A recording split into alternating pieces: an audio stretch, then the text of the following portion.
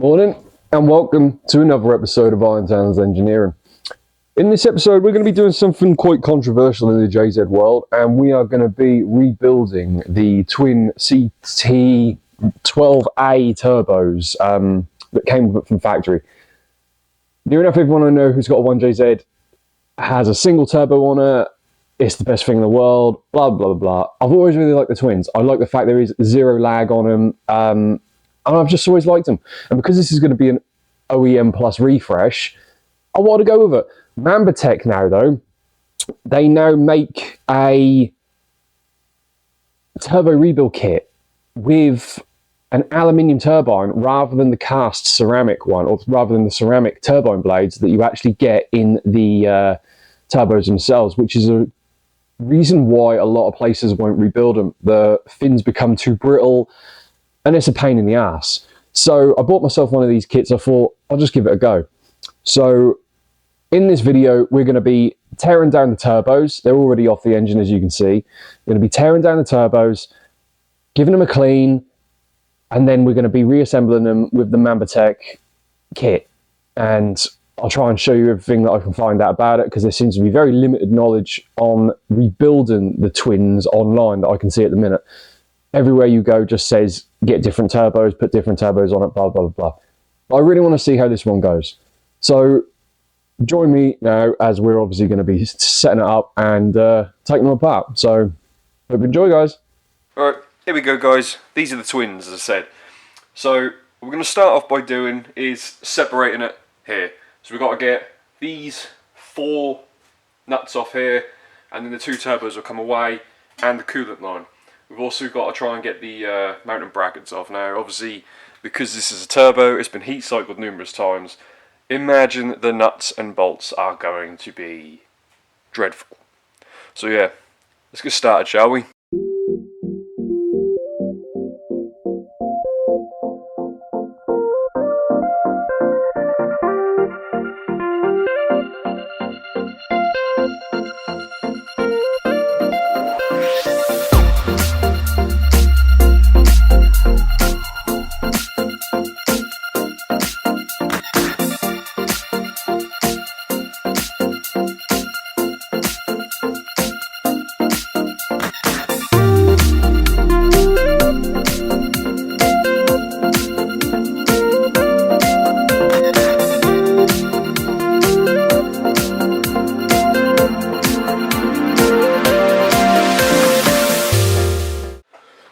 So, as you can see here, the twins are now separated from the Y pipe in the centre of it. I had to take the water lines off as well, which weren't too bad.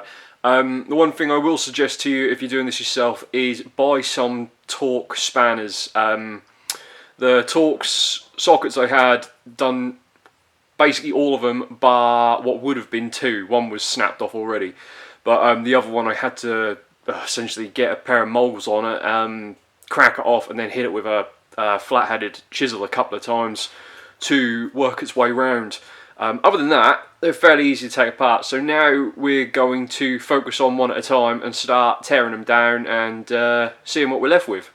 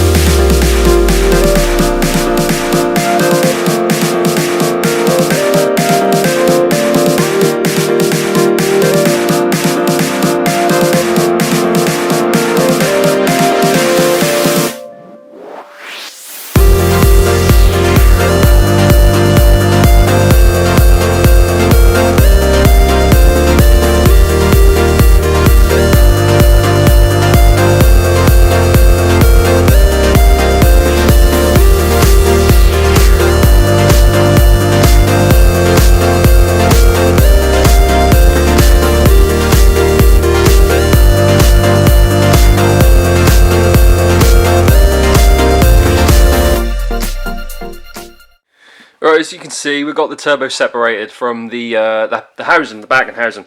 The next thing, what we're going to do is we're obviously going to separate this one take all the turbines out, all the bearings out, everything like that. We've got to remove this gigantic C-clip inside here and get that all out. We've got to get a marker as well for reference, because I'm not sure if there's a pin inside here which tells you what rotation this all goes into.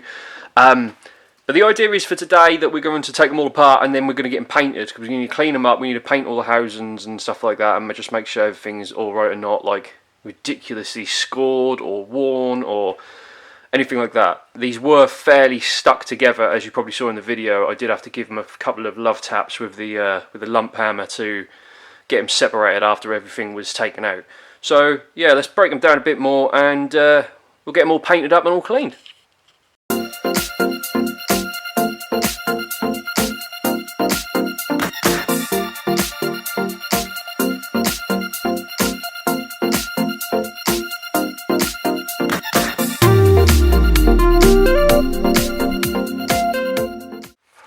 And there we have it. On CT12A, internal turbo part.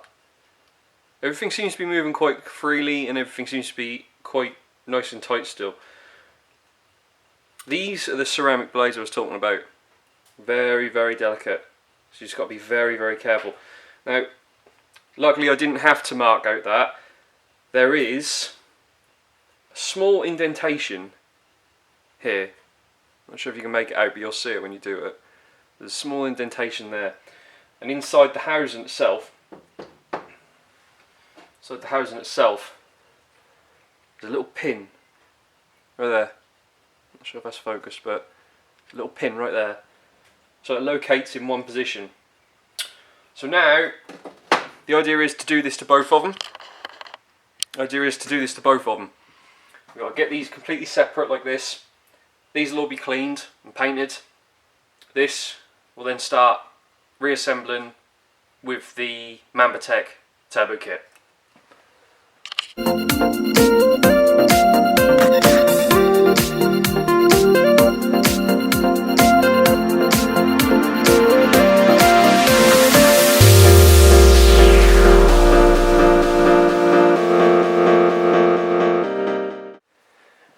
Right, now when you get this far, this is where things start to get a little bit more interesting. You have to just be a bit careful, right? So the first thing you've got is you've got two brass bearings in here. I don't know, brass or what. This one, can't really see it, this camera doesn't focus very well. This one,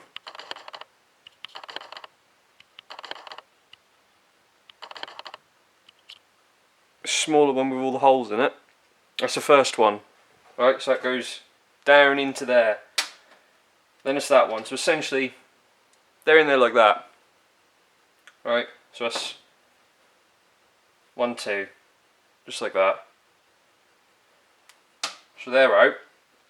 And you got to get the frost washer out. Now that's on that bit here where there was a circlip. So if we now just send an extension bar down it, just give it a couple of gentle taps, they'll come out. And the series that comes out is that one first, which was the top bit, and then the frost washer itself, the one that looks like it's been made in space.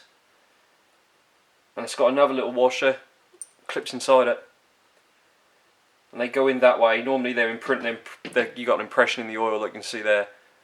But they go in that way. So now, essentially, except the O-rings and the other numerous the other little bits and pieces, they're now completely dismantled. So now we can get them cleaned up, painted, and then we can start assembling the Mamba. This is how the shaft sits in the turbo. So you got exhaust side, and then you got the cast one, the bung with the circlip, the thrust washer bit, and then what I can assume are like the oil bearings. So this is basically how it sits in the turbo.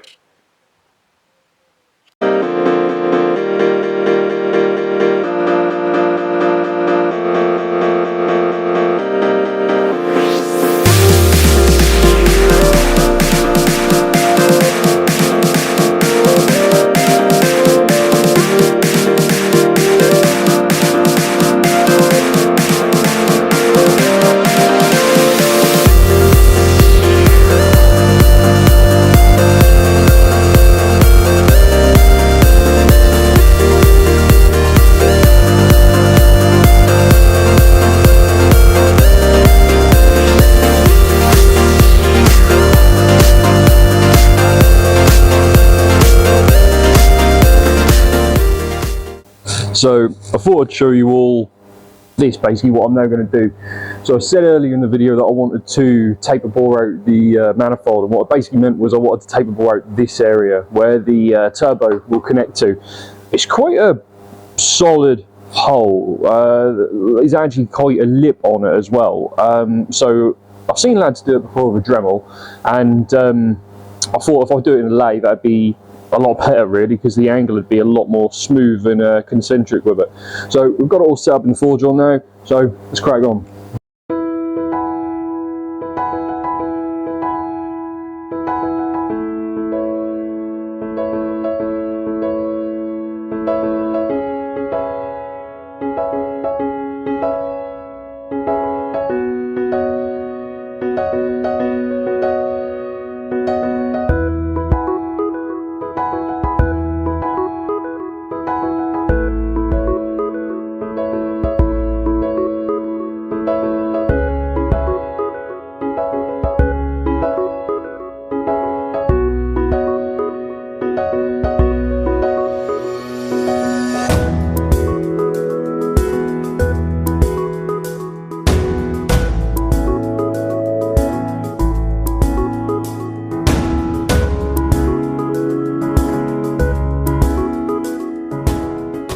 As you can see now, these have all been bored out. So we're still left with a little bit of remnants in here, so we're going to take them over to the Dremel and just clean them out a bit more.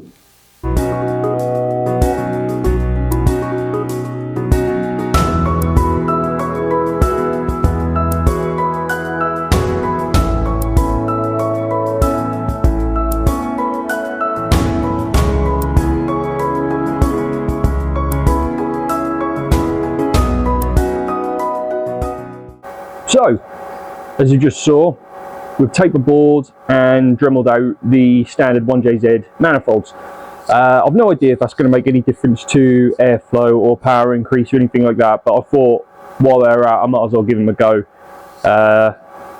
Every little bit helps and all that kind of stuff. So now we're going to start putting the turbos back together.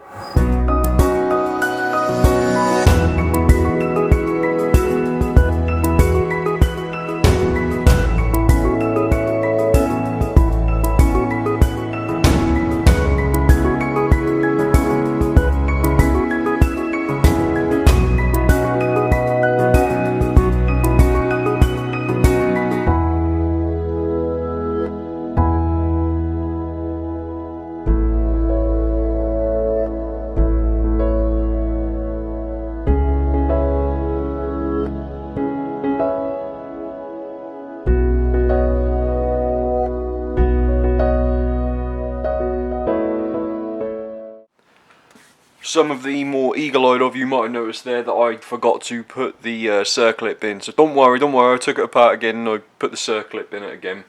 And now we've got a lovely rotating turbo. It's all free. There's no binding. It's torqued down. It's lovely. So let's put it back in the housing.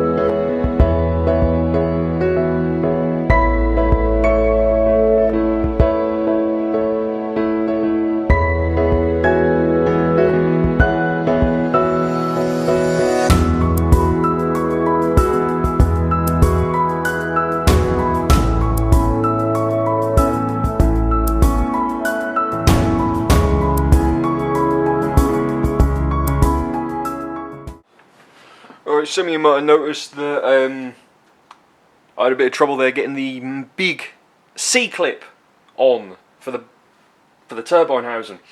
It seems to be that if you've put this all together, you then cannot get this C-clip on without taking the clamp off again and the back. So before you put the before you put the exhaust turbine housing back on and the clamp and do it all up, put the C-clip in place over the centre section and then just do it up. Seems to be a lot easier.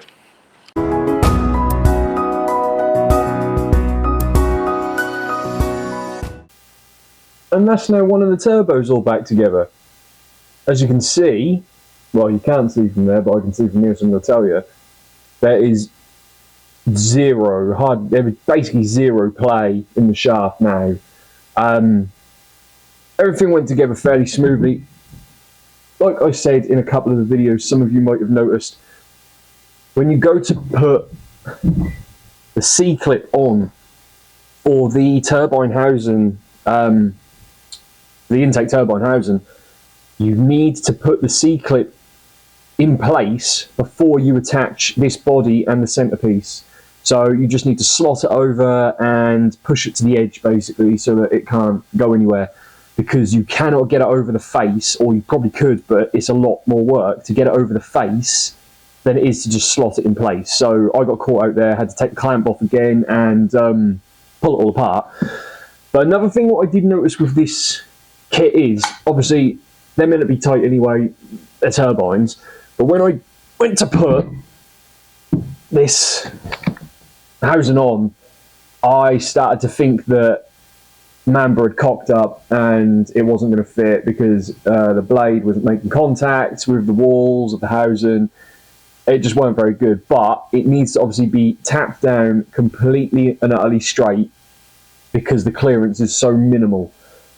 But it all fell together. It's all lovely. It rotates absolutely beautifully. So we'll see what it's like on the car. Let's reassemble the other one. We'll probably do that off camera. Reassemble the other one, and then we'll get all the manifold and everything put back together, and we'll be putting on the engine. And there we are, both done and looking beautiful.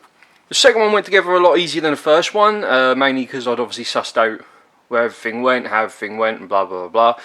The one thing I did notice was I had to take it apart a couple of times, because you have to, obviously, common sense really, you need to keep checking that there's nothing binding. When you put all the turbine, the blades, the shafts together, you need to make sure it's still spinning freely.